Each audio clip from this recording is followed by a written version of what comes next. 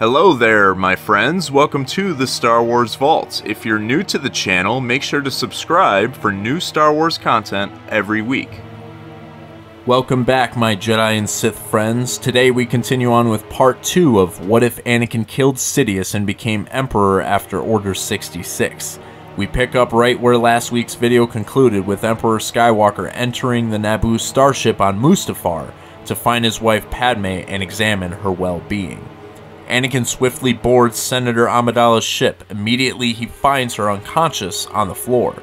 He panicked for a second, but quickly calmed his nerves as the Force tells him that she is still alive.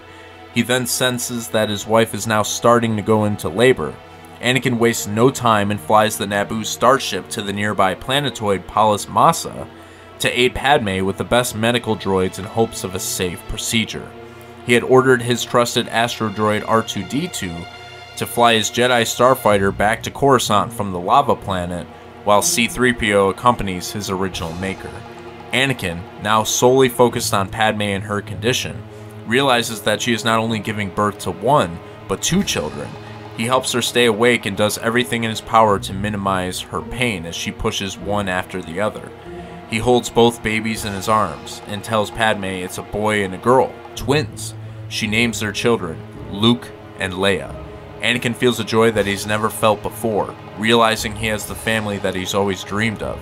But something's not right. He feels the sadness coming from the love of his life. The medical droids take the children from Anakin as he attempts to comfort his exhausted, heartbroken wife. He looks down at her. "Padme, it's okay.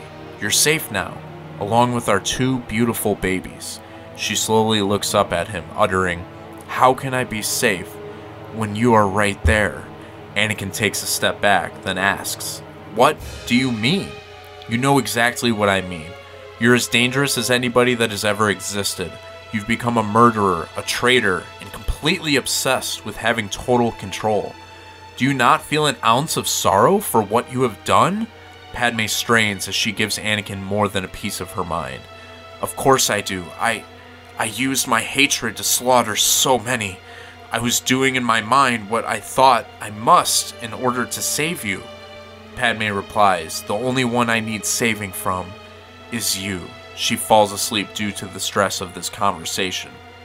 Anakin begins to cry in silence as he thinks about what he has done. He has made the very person he loves most want nothing to do with him. He orders 3PO to fly the ship to Coruscant as he sits down to bond with his two children in order to keep his hopes up. As they approach the capital planet of the galaxy, Anakin realizes he has a lot of newfound business to prepare for. As his wife begins to awake, he decides that he must tell her important news. "Padme, I know how you feel about me right now, but I must explain what has happened since you walked away from me on Mustafar." "Well, this ought to be good," Padme said. "Obi-Wan and I fought each other. I ended up killing him because it was clear he wouldn't stop until one of us were dead." "And I'm supposed to believe you, Anakin?" "Yes," Anakin answers. "It's true. I have disdain for the Jedi. You know this. We've talked about it ever since we've been together. And without question, I have begun to use the dark side of the Force. But Padme, I do not wish to be a Sith, I assure you." Padme looks puzzled. "Well, how are you not if you killed all the Jedi? And with Palpatine now ruling as Emperor, surely he wants to keep the Sith in power with you by his side." Anakin pauses for a moment, then looks straight at Padme. "The Sith will never rule the galaxy, because I killed him. Palpatine is dead, and now we are headed back to Coruscant to address the Senate. Palpatine's loyal vice chair has been instructed to announce me as the new Emperor." Padme scoffs at him. "You've got to be kidding me, right? You haven't learned anything, have you?" "Padme, please," he begs her. "I need your help. I understand that you are disgusted by me. So am I. But the fate of our galaxy requires us to work together. We must raise our son and daughter also. I can't do this without you." She shakes her head and says, "Anakin, I do love you, but you need to be held accountable for your actions. I can't let the deaths of so many innocents go in vain. Yes, I will help you with the political side of things, but we are not living together, and someday, if not today, you will acknowledge what you've done by telling the whole truth about Order 66, that you killed innocent Jedi, even children, Anakin." He nodded, and the two agreed on the senator taking Mas Amedda's place as vice chair in order to instill peaceful transitions going forward in the new Imperial Senate. This made Anakin's job as Emperor much easier, since he is not a true politician and surely lacks the diplomatic skills that Padme has possessed all her life. Without her direction and maturity at the highest level in the government body, there would be absolute chaos. In fact, in the early months of Skywalker's reign, he began to be phased out of Senate meetings as Padme acted on his behalf in full control. While she had several allies and senators such as Mon Mothma and Bail Organa, she also had existing political enemies in the Separatist factions. They weren't shy from voicing their opinions to Vice Chair Amidala about Emperor Skywalker wiping out the Separatist leaders including Newt Gunray and Count Dooku. Needless to say, Padme had a lot to clean up of Anakin's power binge of a mess. Time has now passed 5 years since the end of the Clone Wars. Anakin and Padme, while separated, are working in conjunction to raise Luke and Leia as well as maintaining order in the galaxy. Because of the late Emperor Palpatine's speech, many of his lobbyists and bureaucrats decided to take advantage of what they thought would be an unfair system rigged in favor for them. This entailed them having large lines of mass production built off the backs of slave trades and organizations to achieve maximum profit for themselves. A large system of illegal pyramids that run dangerous drugs and substances such as death sticks and spice. Padme walks into Anakin's office angrily as she slams a small stack of papers down. So, at times you feel the need to use the dark side to get things done, huh? Then go to the Outer Rim regions and disband these slave organizations. Do whatever you can. There are reportedly hundreds of thousands of people enslaved to enrich Palpatine's former backers. Anakin asks, "What do you want me to do? Arrest them?" She glares back at her husband. "No, I want you to kill them. That's what you're best at, isn't it?" Of course I want to kill them. I was a slave when you first met me. I want to free all of them, which I will, but isn't this immoral in your eyes? She crosses her arms and answers, "It's immoral when you kill innocents. These crime lords will feed their greed no matter the cost. It will save you both the time and resources to destroy them and their operations. I will work on drafting a new program in the Senate to direct all the credits you obtain from the slavers to better use. We will supply all of the slaves you free with food and shelter from the credits you confiscate." Anakin, while surprised by Padme's request, happily agrees to journey out to the Outer Rim planets such as Geonosis, Christophsis, and of course, his planet of origin, Tatooine. Anakin leaned heavily into the dark side as he slayed many mob factions and pirates who were being paid in secret by the high-ranking politicians to run their shady businesses. Anakin took great pleasure in not only killing these slavers, but also personally freeing thousands of tortured slaves. To them, he was a hero. As another 5 years rolls by, Anakin is spending a lot of time exploring the unknown regions in the galaxy to seek out more knowledge of powers in the dark side. He relies on his connection to the Force to study many ancient artifacts, ruins, and temples that leave behind secrets to the dark arts. He even travels to Dathomir to learn more about the Night Sisters and their dark magic. Anakin uses all of these resources to create new abilities with the Force as he is now reaching his full potential.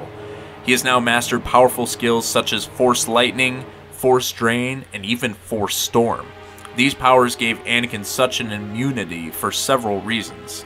Not only is he capable of performing the most powerful abilities in the dark side, but his lifelong training in the Jedi has also allowed him to master the strongest abilities in the light side of the Force, allowing him to never become too overconfident.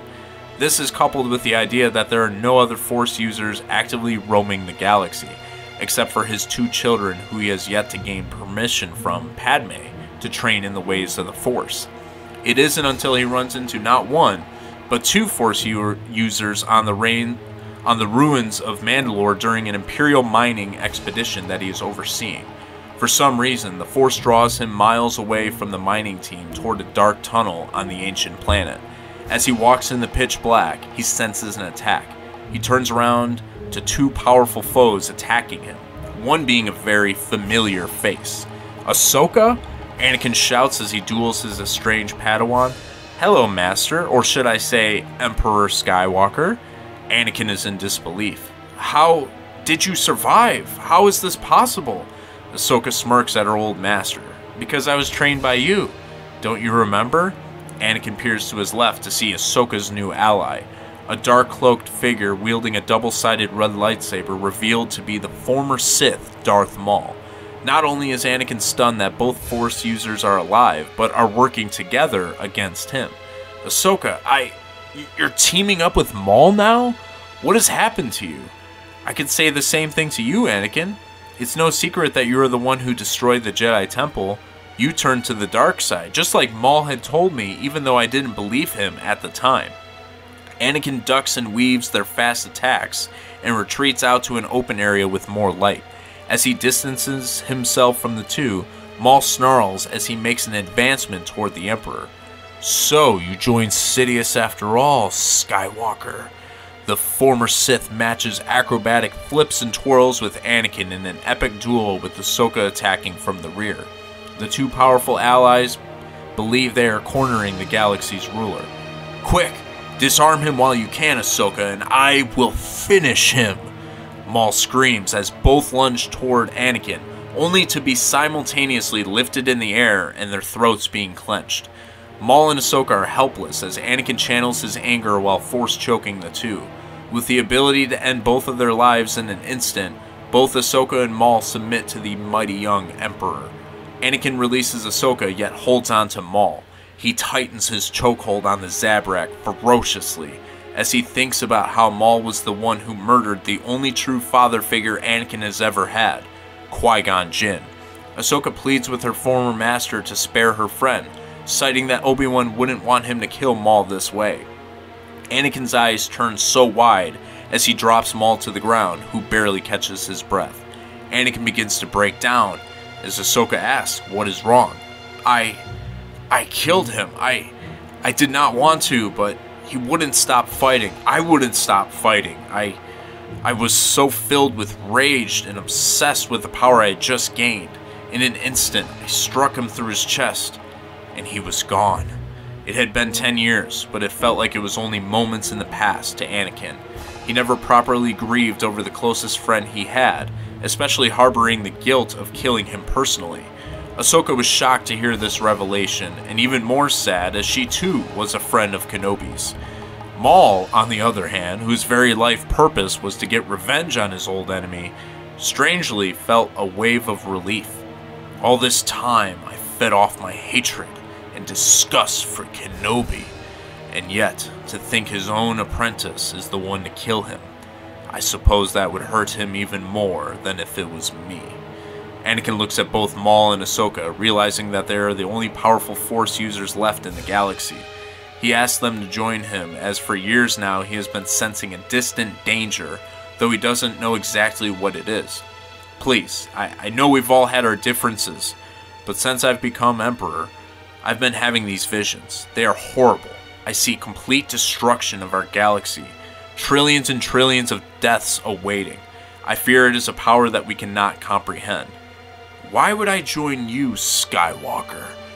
What could you give me?" Maul asks.